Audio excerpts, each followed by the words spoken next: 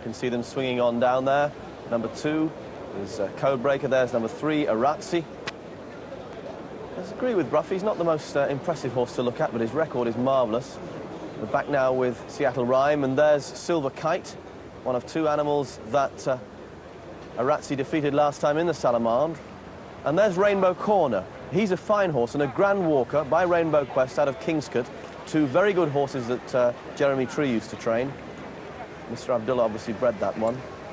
And just remind you that we're not actually on our pictures, we're giving you the pictures from the French feed, so if we're chopping and changing, it's not because we're trying to annoy you, it's we're simply passing on what we've been fed. ARAZI on a roll, to say the least. His last performance was in the Prix de la Salamandre. He'd looked good prior to that.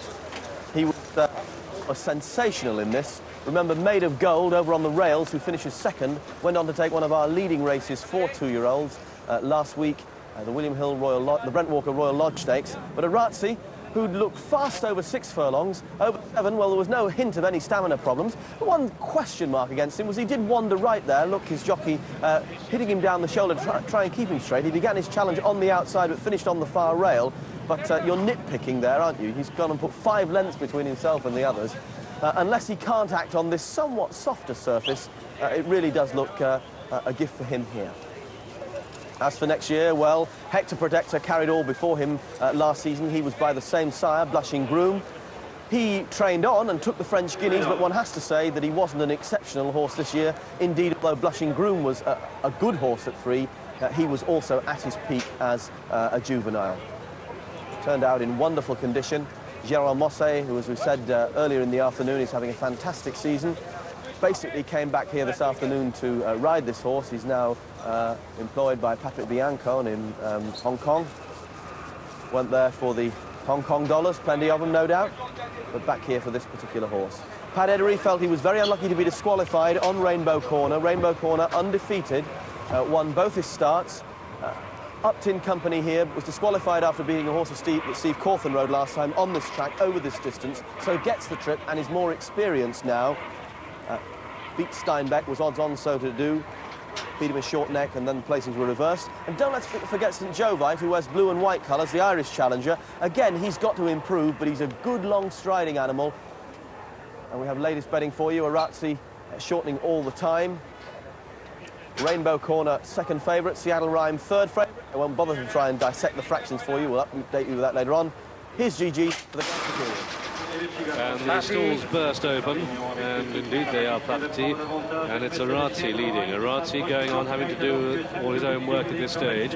Seattle Rhyme in the blue bandage behind, but it's now St Jovite, the Irish one, that's come through to take up the work and do the donkey work for ARAZI. This really class horse, he really does devour the ground. Back in third, Silver Kite, the red sleeves on the outside. Seattle Rhyme is showing in 4, a length and a half back to Codebreaker in the check, and Rainbow Corner just the back marker. That's Silver Kite and Seattle Rhyme, and Rainbow Corner still the back marker. But St Jovite, they come down to the halfway stage. St Jovite leading by a couple of lengths to ARAZI showing in second, and then making ground up on the outside of the pack is Seattle Rhyme, travelling powerfully. The rails, the striped jacket, Silver Kite, and at this stage Rainbow Corner, Pat Edery pulled wide. They've still got one more bend to take, and it's St Jovite leading, St Jovite in the lead. You can see they're cutting up a little bit of turf here, but they're getting through it, reports Cash Asmussen, and now it's ARAZI that goes on. As they head round the final turn, it's ARAZI in the lead, Seattle Rhyme, the yellow cap on the right, keeping in company. Back to St Jovite, racing third, looking one-paced. Here comes Rainbow Corner, the pink cap on the outside. Codebreaker's outclassed, but look at this. This is ARAZI going on by a couple of lengths. Seattle Rhyme's after him, trying to get closer, but he has been annihilated by ARAZI. He's taken this class field apart as ARAZI is stretched to a mile for the first time, but it holds no terrors for ARAZI, who's coming home well clear and stretching to the line. It's going to be ARAZI who is the winner. ARAZI is the winner.